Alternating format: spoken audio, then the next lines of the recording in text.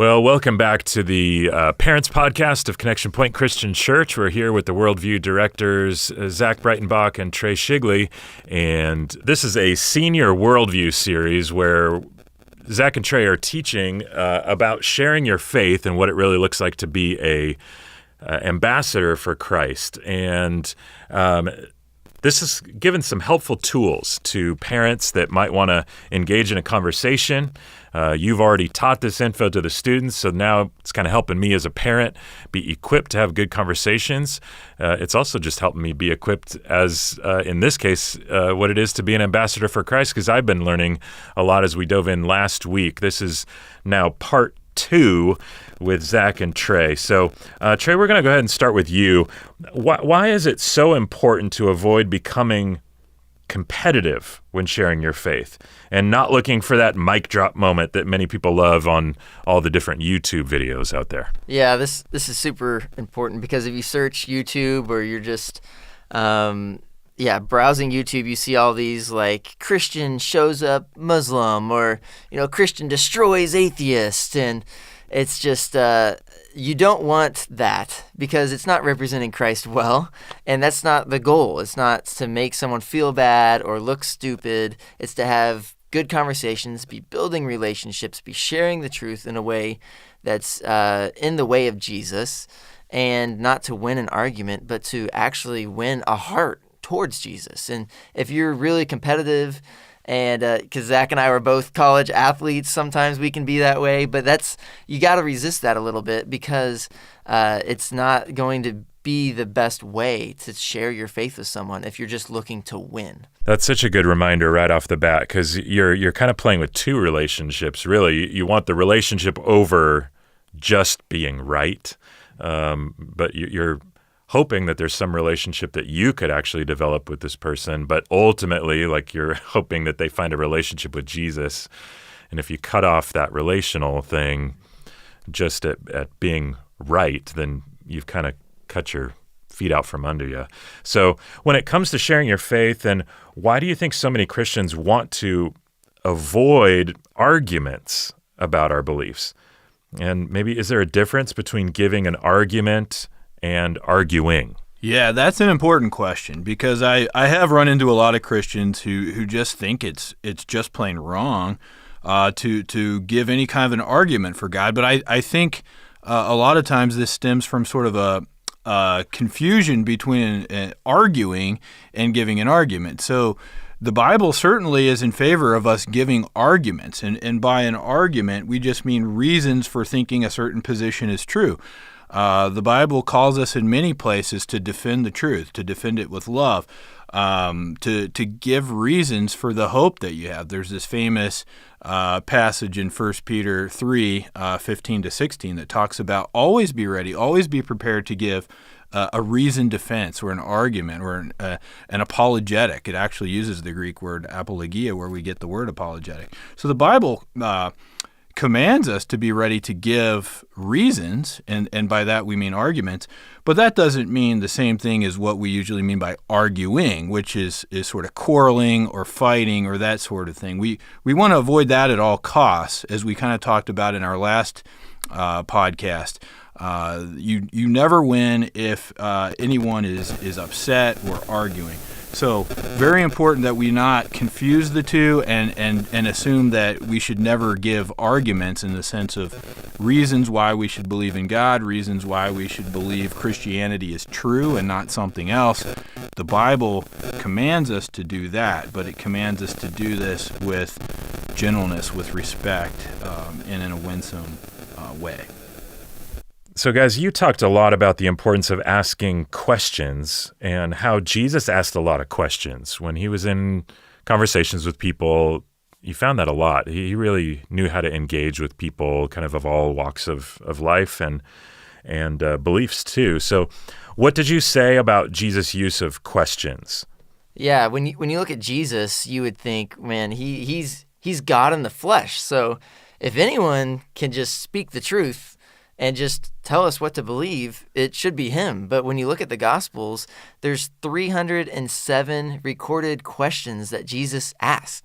And it's really funny if you focus on it. Like, people come up to Jesus all the time, and they ask him a question, and he doesn't answer. He asks them a question back. Or if he's teaching, he doesn't just say the truth he wants them to know. He asks questions. And I think being God, he knows how we learn and how we process. And questions can be this way to help someone process it in their own space, in their own time. It's kind of a disarming way. Instead of just telling someone what they should believe, it's helping them come to the belief themselves. My wife is a counselor, a therapist. And what do you do in therapy? They ask you a lot of questions because they don't want to just tell you what to do. They want you to arrive at it yourself. And so that's why questions are such a powerful tool and why Jesus used them so much. So one of the hardest things about sharing your faith seems to be just getting into the faith conversation itself. So can you tell me a little bit, Zach, maybe about this idea of the 10-second window? What is that? Yeah, this is a concept that Greg Koukl talks about in his book Tactics, which we referred to in the previous podcast. Excellent book, highly recommended.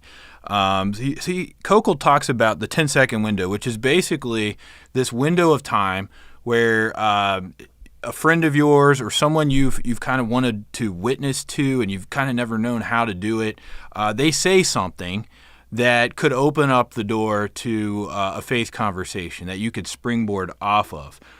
Maybe they say something even negative about religion or about Christianity. Maybe they say religious people are always pushing their ideas, or maybe they just talk about something like, sometimes I wonder what happens to us when I die. And you just recognize, oh, this is something I could springboard off of and get into the faith conversation with this person that I've always wanted to have, but I've never quite known how to get into it. And what he suggests is resist the temptation to go on a sermon when that happens and just go on this long monologue and start, saying whatever you want to say. When the 10-second window happens, how do you capitalize on it? How do you keep the conversation going? How do you draw that person in? You do it by asking questions. So if somebody said something like, religious people are always just pushing their ideas on others, you might say something like, well, yeah, I don't really like pushy people myself, but I'd like to know what you think about it. It's interesting you say that. Why? What do you believe about religion? What do you believe about God? And so you're asking them a question because they brought up the topic of religion or Christianity, and you want to bounce off of that, but get them talking. Ask them a question. Or if someone says, sometimes I wonder what happens to us when we die, you could say, well, what do you think happens? That sort of thing. And just get them talking. Use questions to draw them in. And resist the urge to just sort of go on a monologue. It's way more engaging and gets the conversation flowing.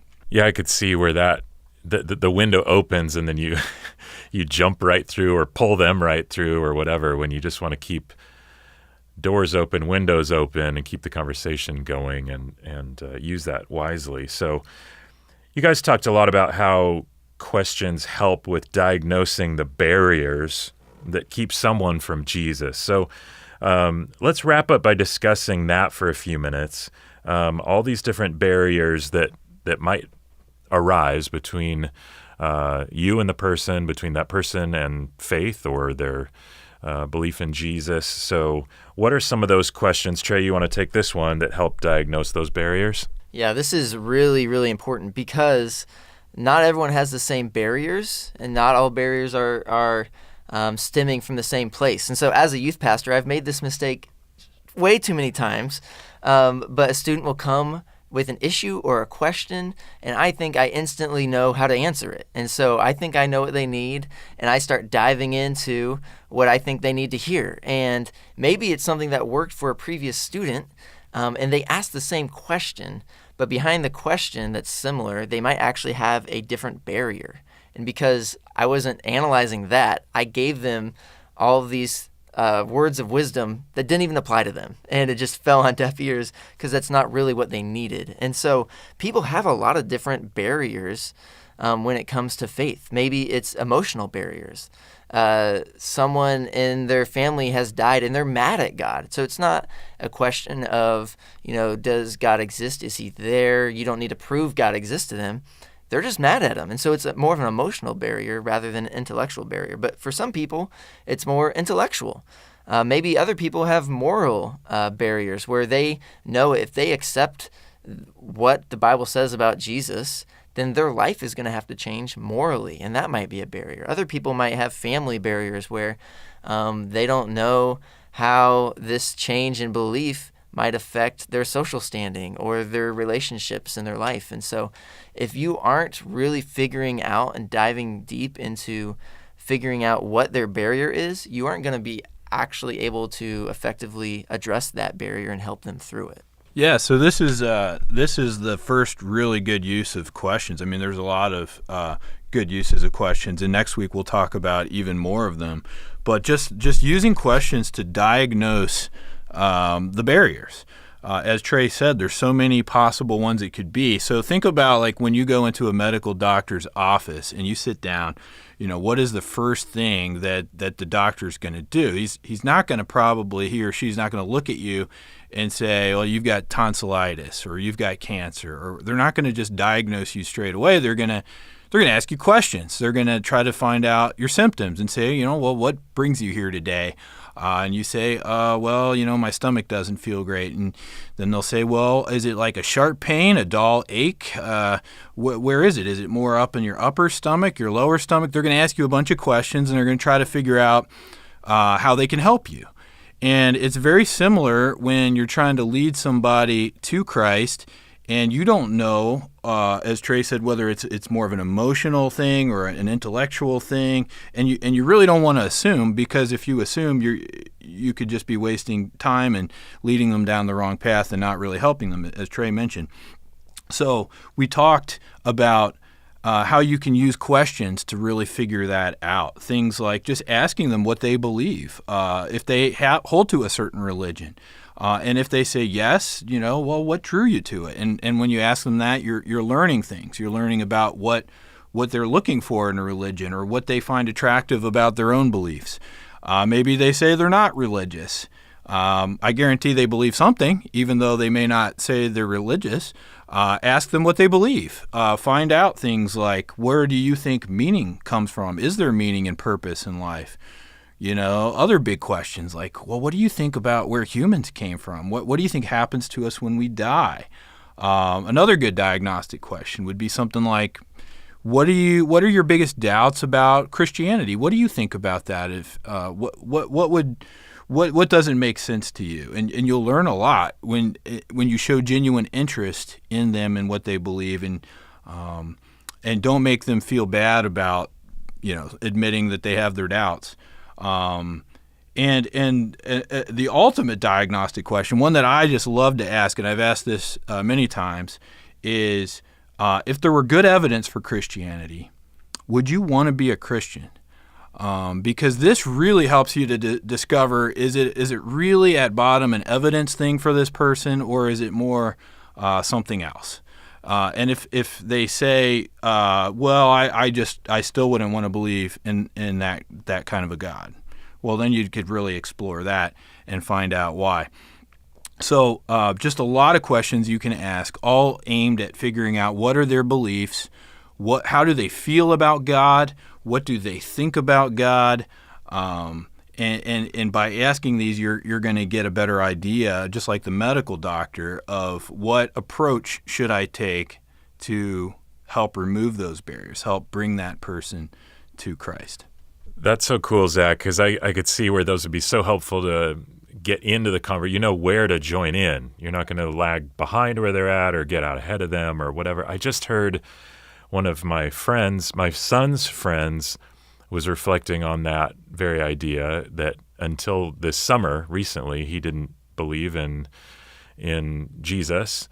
And there had been so much talk over the years about how much God loves him, how much Jesus loves us. And it had become such a non-issue because he didn't believe that God existed in the first place. So who cares if this non-existent being loves me, And so to start with the love was at a place that wasn't helpful for this particular student at that time. And maybe if some questions had happened earlier on, and good listening is also what I'm picking up, because if you ask questions, you got to be a good listener. So we are all learning how to be good listeners to this podcast and this resource. So thank you, Zach. Thank you, Trey, for this week's episode. We'll be back with another one before you know it. And as always, remember to share this resource with other parents, other students, because this is all really good stuff. If you got questions about Connection Point Church or the Worldview Ministry in particular, you can go to cp.news for more help.